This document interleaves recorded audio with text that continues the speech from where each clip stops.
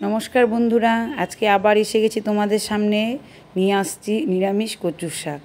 তার জন্য আমি নিয়েছি কচুগুলোকে ডুমো ডুমো করে কেটে নুন হলুদের জলে আর সামান্য ছোলা দিয়ে ভালো করে সিদ্ধ করে নিব। যা বাদামগুলো এখন একটু ক্রাশ করে নিই।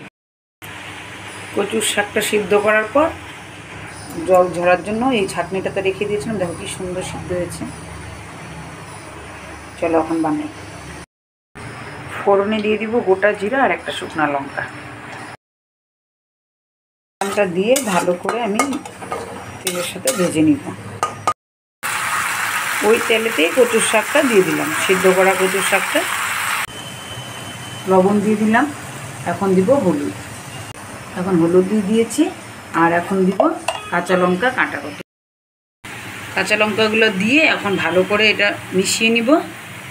তারপর দিব ভাজা জিরার গুঁড়া। এখন দিব ঘরে ভাজা জিরের গুঁড়ো। কচুর শাক হতে কিন্তু অনেক সময় লাগে, কিন্তু কেউ জলদি করার চেষ্টা করবে না। সিমটা মিডিয়াম রেখে আস্তে আস্তে বানাবে। একদম কমাতেও লাগবে না, বেশি বাড়ানোর দরকার নেই গ্যাসটা। মানে মিডিয়াম রেখে অনেক সময় কিন্তু লাগে। ভালো একটা কচুর শাক খেতে গেলে সময় কিন্তু খুব দরকার।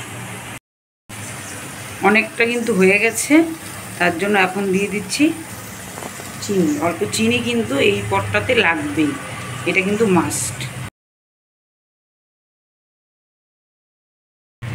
দেখো কচুর শাকটা কিন্তু একদম মজে একদম অল্প হয়ে গেছে। আর তোমরা কিভাবে বুঝবে, যখন দেখবে কড়াইতে এটা লেগে লেগে ধরছে আর গ্যাসটা সিম করার পরে একদম জল বেরোচ্ছে না, একদম আটা মাখা দলার মতন একদম মানে মন্ডা হয়ে গেছে, তখনই ভাববে যে এটা হয়ে গেছে। আর এটা কিন্তু সময় সাপেক্ষ ব্যাপার। আমি বারবার বলছি, যাদের হাতে সময় কম তারা কিন্তু অ্যাটেম্প নিও না সেদিন। যেদিন যাদের হাতে সময় থাকবে সেদিনই বানিও, তাহলে ভালো হবে এটা।